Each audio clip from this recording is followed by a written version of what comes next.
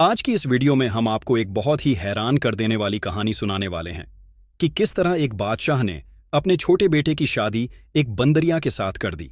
आखिर शहजादे ने ऐसी कौन सी खता की थी जो बादशाह ने उसकी शादी एक बंदरिया के साथ कर दी, और फिर जो कुछ भी हुआ वह सब आप आज की इस वीडियो में जानेंगे। आज की यह वीडियो बहुत ही इंटरेस्टिंग और अनोखी है, तो आप इस वीडियो को मुकम्मल ज़रूर देखिएगा। साथ ही वीडियो को लाइक और हमारे यूट्यूब चैनल शहानी नॉलेज को सब्सक्राइब ज़रूर करें। साथ ही कमेंट करके ज़रूर बताएं कि आप लोग किस किस शहर से या मुल्क से वीडियो को देख रहे हैं। तो चलिए वीडियो शुरू करते हैं। पुराने वक्तों की बात है। किसी दूर दराज के मुल्क में एक में बादशाह हुकूमत करता था। बादशाह के 3 बेटे थे और अब तीनों जवान हो चुके थे। तो बादशाह और मल्लिका को उनकी शादी की फिक्र हुई। बादशाह के तीनों बेटे बहुत ही बहादुर थे। वह हर फन में माहिर थे। उस वक्त में उन जैसा बहादुर कोई न था, चाहे तीरंदाजी हो या घुड़सवारी हो या तलवारबाजी हो। शहजादे हर काम में अपनी मिसाल आप थे। मुल्क की रियाया भी खुशखुर्रम जिंदगी बसर कर रही थी, किसी किस्म की परेशानी न थी। बादशाह को अपने बहादुर बेटों के लिए दुल्हन भी उन्हीं की जैसी चाहिए थी, इसलिए बादशाह ने अपने वजीर से मशवरा किया। वजीर अपनी दानिशमंदी के लिए पूरे महल में मशहूर था। वजीर बहुत ही ज्यादा अक्लमंद था।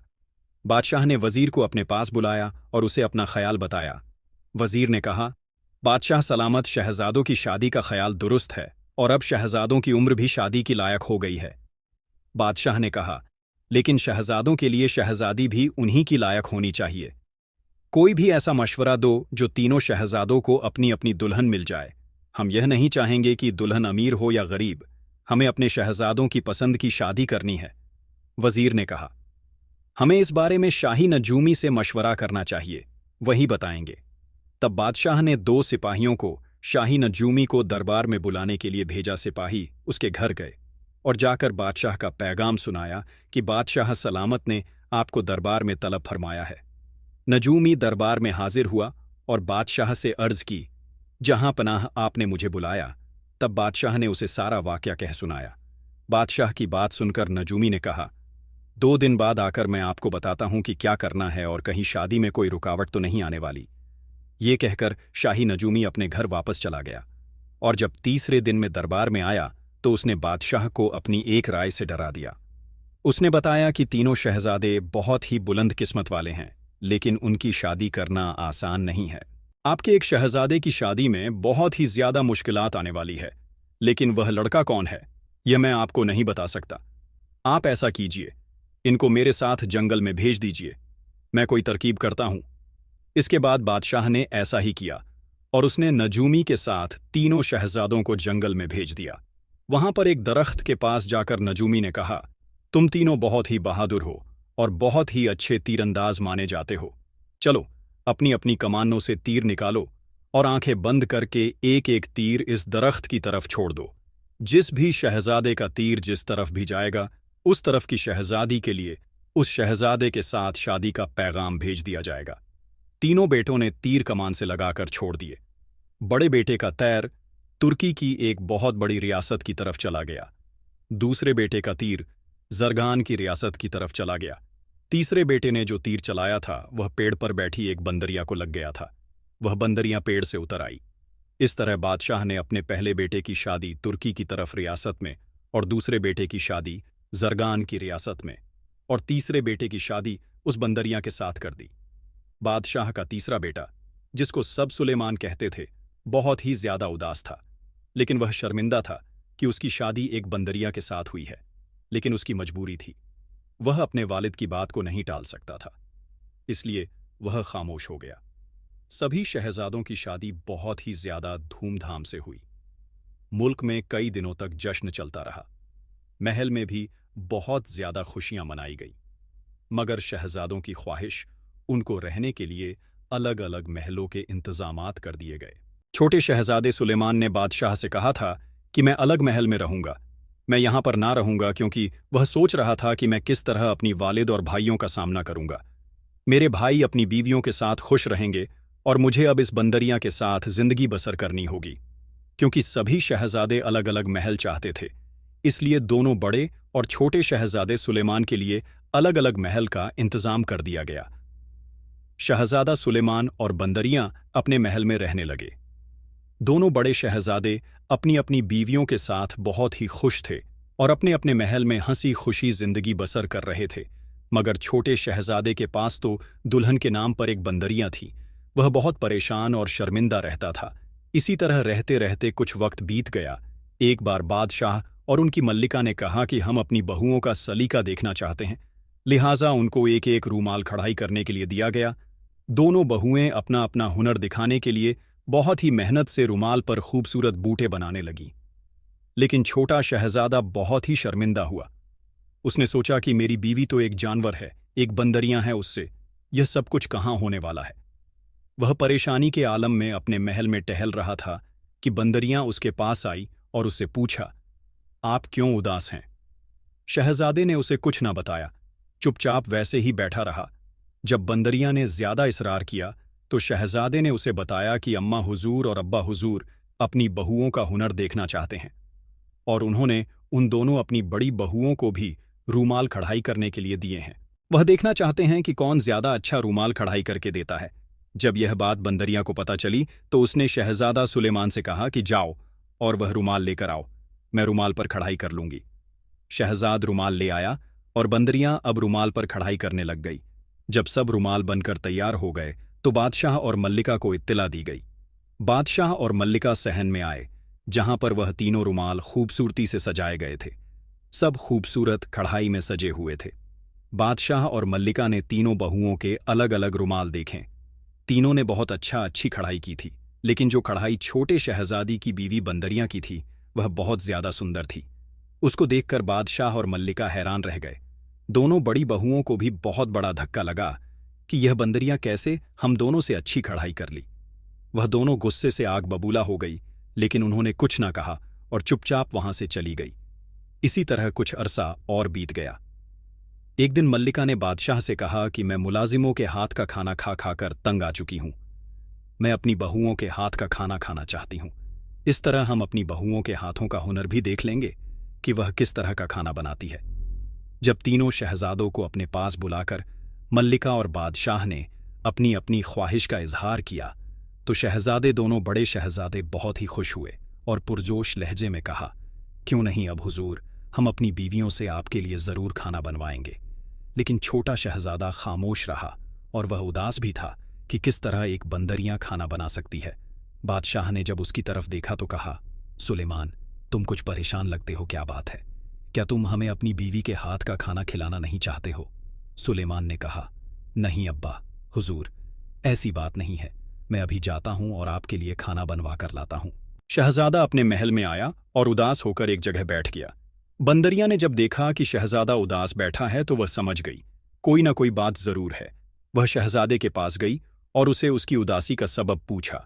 शहजादा टालता रहा और कहा कि कोई बात नहीं है, लेकिन जब बंदरियां ने ज्यादा इसरार किया तब शहजादे ने बताया कि अब्बा हुजूर और अम्मा हुजूर अपनी बहुओं के हाथ का खाना खाना चाहती हैं। दोनों बड़े भाई अपनी अपनी बीवियों से खाना बनवाने चले गए। लेकिन मैं इसलिए उदास बैठा हूं कि तुम एक बंदरियां हो और किस तरह से खाना बना सकती हो। अगर मेरी बीवी भी एक औरत होती तो वह भी मेरे अम्मा हुजूर और अब्बा हुजूर के लिए अच्छा खाना बना देती। बंदरियां ने कहा, कोई बात नहीं, मैं खाना पका दूंगी, आप अपने अम्मा हुजूर और अब्बा हुजूर के लिए भिजवा दीजिएगा। शहजादे, सुलेमान ने हैरत से बंदरियां की तरफ देखा और कहा कि क्या तुम खाना बना लेती हो और तुमने कहां पर खाना बनाना सीखा? तब बंदरियां ने कहा, अपनी अब्बा हुजूर के महल में मेरे बाजू को मेरे हाथ का खाना बहुत पसंद था, इसलिए मैं अक्सर उनके लिए खाना बनाया करती थी। शहजादा सुलेमान बंदरियां की ये बात सुनकर ठहाका मारकर हंस पड़ा और कहा, मजाक बहुत अच्छा कर लेती हो, लेकिन यह बताओ कि खाना बनाना आता है या नहीं, या मेरी बेइज्जती करवा दोगी। पहले ही मैं इतना शर्मिंदा हूं, कहीं पता चले मैं और ज्यादा शर्मिंदा हो जाऊं। बंदरियां ने कहा, ऐसा कुछ नहीं होगा, मैं खाना बना लूंगी। खाने का सामान लेकर आ जाइए, जो चीज बनवाना है बता दीजिए, मैं अभी खाना बना देती हूं, आप भिजवा दीजिएगा। बंदरियां ने बहुत मेहनत से खाना बनाया और शाम के वक्त सबके पकाए गए खाने दस्तरखान पर चुन दिए गए। दोनों बड़ी बहुओं के खानों की खूब तारीफ हुई, लेकिन जब तीसरा दस्तरखान खुला और सब सालन के डोंगे खोले गए तो पूरा महल खुशबू से महक उठा। खाना इस कदर खूबसूरती और नफासत से सजाया गया था कि सबकी नजरें बस उस पर जम गई। और जब वह खाना बादशाह और मल्लिका ने खाया तो वह बहुत ही खुश और हैरान हुए, क्योंकि छोटी दुल्हन जो कि बंदरियां थी, उसका बनाया गया खाना सबसे ज्यादा मजेदार था और सबसे ज्यादा नफासत से बनाया हुआ था। बादशाह और मल्लिका ने उस खाने की खूब तारीफ की, जिससे दोनों बड़ी बहुएं जल भुन गई कि हम तो शहजादियां हैं, हमने उनके लिए खाना बनाया, लेकिन इन्हें उस बंदरियां के हाथ का खाना पसंद आया। इसी तरह वक्त गुजरता रहा। कुछ अरसे बाद मल्लिका ने अपने बेटों के महल में जाने की फरमाइश की। बादशाह ने बेटों को बुलाकर इत्तिला दी। बादशाह के दोनों बेटे बहुत खुश हुए, लेकिन शहजादा सुलेमान फिर से उदास हो गया। तीनों बेटे अपने अपने घर गए। दोनों बड़े बेटों ने अपनी बहू को बताया कि अब्बा हुजूर और अम्मा हुजूर हमारे महल में तशरीफ लाएंगे। वो तुम लोगों की अक्लमंदी का इम्तिहान लेना चाहते हैं। वह जानना चाहते हैं कि उनकी कौन सी बहू सबसे ज्यादा समझदार और अक्लमंद है। उनको जानना है। इधर तीसरा शहजादा भी घर गया और उसने बंदरियां को इत्तिला दे दी कि अब्बा हुजूर और अम्मा हुजूर आने को कह रहे हैं और वह अपनी बहुओं की अक्लमंदी और समझदारी का इम्तिहान लेना चाहते हैं। लेकिन मैं जानता हूं तुम ही सबसे नासमझ निकलोगी, क्योंकि तुम एक जानवर हो। अब मुझे अपने वालिद और वालदा के सामने शर्मिंदगी होगी। बंदरियां ने कहा, फिक्र ना करें, मैं सब कुछ संभाल लूंगी। इधर दोनों बड़ी बहुएं सोचने लगीं कि देखते हैं वह बंदरियां क्या कर रही है। कहीं ऐसा ना हो कि वह हमसे ज्यादा तारीफें बटोर ले। इसलिए वो बंदरियां के घर आ गई और देखने लगी कि बंदरियां क्या कर रही है। वहां पर उन्होंने देखा कि बंदरियां अपने महल की सफाई कर रही है और कोई भी नौकर उसके साथ नहीं है जो महल में उसके साथ सफाई करवाएं, क्योंकि शहजादा सुलेमान जो बंदरियां के साथ रहता था, उसने शर्मिंदगी की वजह से कोई भी नौकरानी अपने महल में ना रखी थी। इधर दोनों बहुएं कुछ देर बैठी। उनका इरादा था कि बंदरियां कुछ ऐसा करेगी जिससे बादशाह और मल्लिका उसकी अक्लमंदी के आकार कायल हो जाएं। लेकिन यहां पर तो वह घर की साफ सफाई में लगी थी। उन्होंने सोचा, यह तो एक जानवर है और हम इंसान हैं, हमारे अंदर इससे ज्यादा अक्ल है। देखना, इस बार तो हम ही जीतेंगे। कुछ देर वहां रहने के बाद और वह घर आ गई और अगले रोज मल्लिका और बादशाह बारी बारी सबके महल गए और अपनी बहुओं से बहुत खुश हुए। और उसके बाद वह बंदरियां के घर आए, जहां पर बंदरियां के महल के साफ सफाई और बंदरियां का सलीका देखकर वह बहुत खुश हुए और उन्होंने बंदरियां की खूब ज्यादा तारीफ की। उसके बाद मल्लिका और बादशाह अपने घर चले गए। मल्लिका और बादशाह ने एक बार फिर अपने बेटों को अपने पास बुलाया और कहा, हमारा दिल चाहता है कि हम सबको एक साथ देखें और हम सब एक साथ एक दिन महल में बताएं। इस बार छोटा शहजादा रो पड़ा। उसने सोचा, खाने तक और रुमाल तक और घर आने तक तो बात ठीक थी, मगर जब सब बहुएं एक जगह इकट्ठी होगी तो इन हसीन शहजादियों के बीच में मेरी बंदरियां बीवी कैसे जाएगी। लेकिन वह बादशाह और मल्लिका से इनकार न कर सका और अपने महल में लौट आया। जब बंदरियां ने शहजादे को उदास देखा तो उसके पास आई, लेकिन शहजादा गुस्से से बंदरियां पर बरस पड़ा और कहा, कैसे हर वक्त मेरे आसपास मंडराती रहती हो, जाओ यहां से और अपना काम करो। बंदरियां ने कहा, मैं तो सिर्फ आपकी परेशानी को जानने आई थी, शायद मैं उसको हल कर सकूं। शहजादा सुलेमान गुस्से से आग बबूला हो गया और कहा, मेरी परेशानी तो तुम हो। पता नहीं कौन सी घड़ी थी जो मेरा तीर उसे दरख्त पर जाकर लग गया और मेरी शादी तुमसे हो गई और तुम मेरे पल्ले बांध ही गई। शहजादा बहुत ही गुस्से में था और गुस्से के आलम में बोला कि अब्बा हुजूर और अम्मा हुजूर चाहते हैं कि हम सब साथ में एक दिन बताएं, लेकिन तुम एक बंदरियां हो और मेरे दोनों भाइयों की बीवियां बहुत ही खूबसूरत शहजादियां हैं। तुम उनके बीच में जाकर कैसी लगोगी? मुझे इस बात से शर्मिंदगी होती है। बंदरियां ने शहजादे को तसल्ली दी और कहा, मैं वहां जाऊंगी, लेकिन मेरी एक शर्त है कि आप वहां पर मत आइएगा। मैं डोली में बैठकर अकेली जाऊंगी। शहजादा तो पहले ही शर्मिंदा था, फौरन बंदरियां की बात मान गया। एक एक करके तीनों की पालकियां महल के सामने पहुंच गई। सबसे पहले सबसे बड़ी दुल्हन पालकी से उतरी, जो बेहद ही हसीनो जमीन लड़की थी और गुलाबी लिबास में बहुत ही खूबसूरत लग रही थी। दूसरे बेटे की दुल्हन ने हरे रंग का लिबास पहना था और वह बहुत सारे खूबसूरत जेवर पहने हुए थे, जो उसकी खूबसूरती में चार चांद लगा रहे थे। और फिर जब सबसे छोटी दुल्हन पालकी से उतरी तो उसके खूबसूरत पैरों में जो गोरे और सफेद रंग के थे, खूबसूरत सोने की पाजेब जगमगा रही थी। और जब उसने अपनी पालकी की चादर उठाई और बाहर निकली तो मल्लिका और बादशाह तो उसे देखते ही रह गए। उसने खूबसूरत सुर्ख रंग का लिबास पहना हुआ था और वह एक शाहाना अंदाज में चलती हुई बादशाह और मल्लिका के पास आई और उन्हें अदब से सलाम किया। उसके बालों में अफशा चमक रही थी, गुलाबी चेहरा, खूबसूरत होंठ, फुर्तीला बदन, और वह एक फूलों की डाली सी महसूस हो रही थी। बादशाह और मल्लिका ने उसे देखा तो देखते ही रह गए। दोनों बहुएं भी उसे देखकर हैरान थीं। वह तो परिस्तान से उतरी, कोई अप्सरा लग रही थी। सब हैरान थी कि यह बंदरियां इतनी खूबसूरत कैसे हो गई। वह उन दोनों के साथ जाकर बैठ गई। वह इतनी खूबसूरत थी कि उसके चेहरे की रोशनी से सारा महल जगमगा रहा था।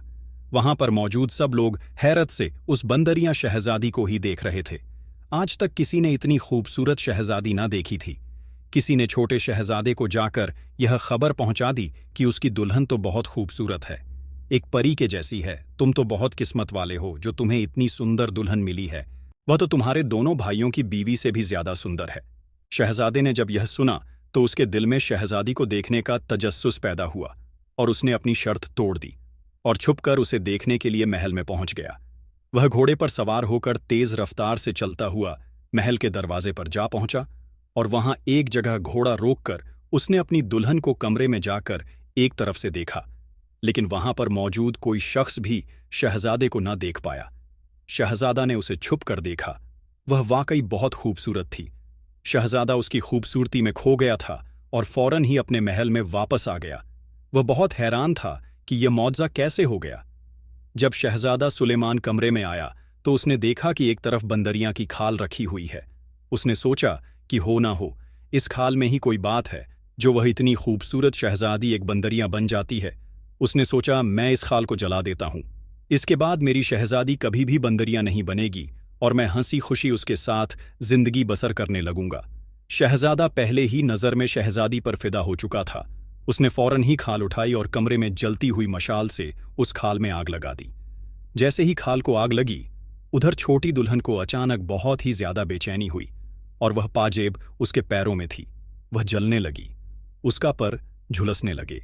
वह जल्दी से बादशाह और मल्लिका से इजाजत तलब करके महल की तरफ रवाना हो गई, लेकिन जब तक वह महल पहुंची उसके जिस्म का काफी हिस्सा जल चुका था।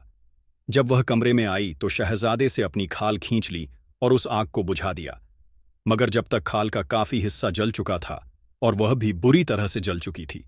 खाल को शहजादे के हाथ से छीनकर वह भी उसी के साथ जमीन पर गिरकर तड़पने लगी। शहजादा उसकी हालत देखकर काफी ज्यादा परेशान हो गया और बहुत ही घबरा गया। फौरन हकीमों को बुलाया गया। सबने बहुत कोशिश की लेकिन शहजादी का इलाज कर ना पाए।